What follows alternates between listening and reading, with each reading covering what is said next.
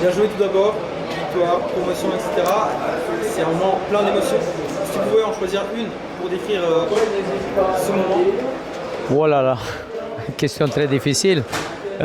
Si je dois choisir un moment ou une émotion, bah, tout simplement de voir les dirigeants, de voir tout le club qui sont véritablement contents. Ça me suffit. Donc quand je vois les dirigeants, quand je vois les joueurs qui sont tout contents pour cette promotion, honnêtement, ça me va très très bien.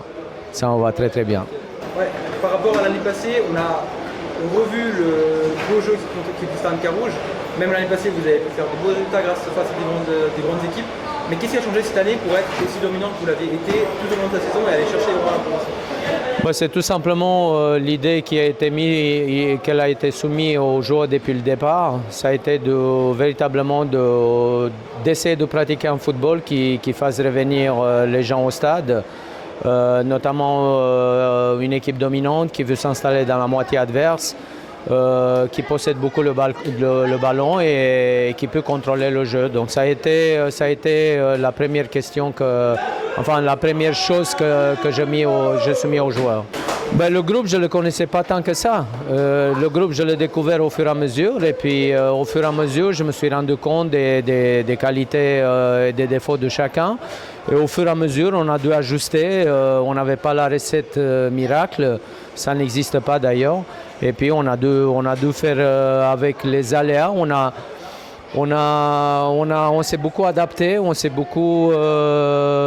On a fait en sorte que ça se passe le mieux possible, mais ça a été une continuelle adaptation. Et en tout cas, c'est une chose qui peut distinguer aussi Carouge, c'est cette envie d'aller chercher la victoire jusqu'au bout, avec pas mal quand même de rencontres où vous avez pu aller chercher des points dans les dernières minutes. Est-ce que c'est quelque chose qui vraiment... On n'a jamais planifié, on aurait espéré d'avoir la victoire un peu plus tôt, parce que des matchs qui finissent comme ça à la 94e, 97e, c'est des matchs anxiogènes. C'est pas très très bon pour la santé. Non, je dirais que c'est plutôt notre idée du jeu, notre façon de faire qui fait que ça nous permet de s'installer dans la moitié adverse, de se procurer beaucoup d'occasions, de contrôler beaucoup le jeu.